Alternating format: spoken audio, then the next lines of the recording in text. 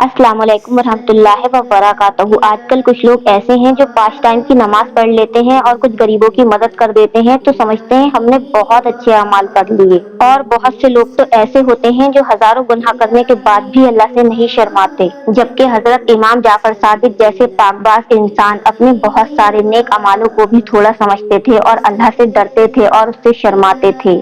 ایک روز حضرت امام جعفر صادق رضی اللہ تعالیٰ عنہ بیٹھے ہوئے تھے۔ آپ نے اپنے غلاموں سے فرمایا کہ آؤ تاکہ ہم آپس میں عہد کریں کہ قیامت کے روز جو ہم میں سے نجات پا جائے وہ سب کی شفاعت کرے۔ انہوں نے عرض کی، اے ابن رسول اللہ، آپ کو ہماری شفاعت کی کیا حاجت ہے جبکہ آپ کے دادا جان تمام مخلوق کے شفیع ہیں؟ حضرت امام جعفر صادق فرمانے لگے، یہ ٹھیک ہے، مگر مجھے اپنے افعال کے پیش نظر اپنے دادا جان محمد صلی اللہ تعالیٰ علیہ وسلم کے سامنے ہوتے شرم آتی ہے۔ اس حکایت سے ہمیں یہ سبق ملتا ہے کہ اللہ والے اللہ کے جس قدر مقرب ہوتے ہیں، مقرب یعنی کہ اللہ کے جتنے قریب ہوتے ہیں، اسی قدر ان کے دلوں میں خوف و خشیت الہی زیادہ ہوتی ہے، اور اسی قدر ان کی شرم و حیا بھی بڑھتی ہے، اور وہ سب کچھ ہو کر بھی اپنے آپ کو کچھ نہیں سمجھتے۔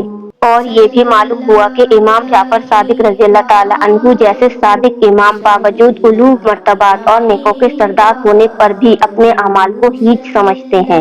علو مرتبات کا مطلب ہوتا ہے اونچے درجے پر ہونا۔ آپ اتنے اونچے درجے پر ہونے کے باوجود اور نیکوں کے سردار، ایک ہوتا ہے نیک شخص اور آپ نیکوں کے سردار، پھر بھی اپنے اعمالوں کو ہیچ یعنی کہ کچھ نہیں سمجھتے ہیں۔ پھر ہم کون ہیں جو کچھ بھی نہ کریں اور اپنی بڑائی کے مدعی بن جائیں؟ اور جب حضرت امام جعفر صادق جیسے پاک باز انسان حضور پاک صلی اللہ تعالیٰ علیہ وسلم کے سامنے ہوتے ہوئے شرماتے ہیں، پھر کس قدر ضرورت ہے کہ ہم ہزاروں گناہوں کے باوجود بھی نہیں شرماتے۔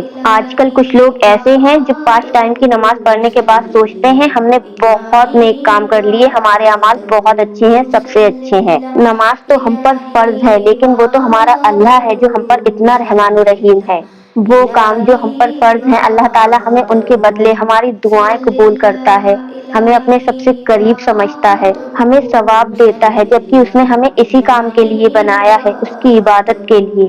اس لیے ہم پر جو فرض ہے نماز پڑھنا، ہمیں اسے جتانا نہیں چاہیے۔ بہت سے لوگ ایسے ہوتے ہیں نا جو کہتے ہیں میں ابھی نماز پڑھ کر آیا ہوں یا آئی ہوں، یا نماز پڑھنے جا رہا ہوں یا جا رہی ہوں، تو اللہ کی عبادت دکھاوے سے نہیں دل سے ہونی چاہیے۔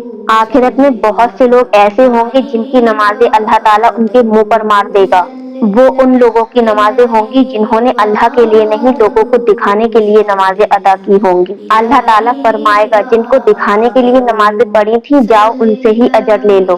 اسی لیے اللہ تعالیٰ سے ہمیشہ ڈرتے رہنا چاہیے اور اس کی شرم کرنی چاہیے، کیونکہ وہ ہمیں ہر وقت ہر پل دیکھ رہا ہے، اور اپنے اعمالوں کو ہمیشہ کچھ نہیں سمجھنا چاہیے۔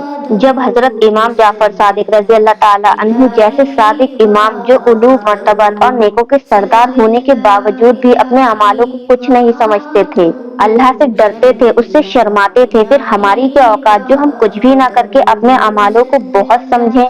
اللہ تعالیٰ ہم سب کے دلوں میں بھی اللہ کے لیے اتنا خوف اور اتنی شرم بھر دے جو ہم بہت سارے نیک اعمال کرنے کے بعد بھی اپنے اعمال کو کچھ نہ سمجھیں، اور ہم سب گناہوں سے دور رہیں اور نیک اعمال کرتے رہیں۔ آمین ثم آمین۔ خدا حافظ۔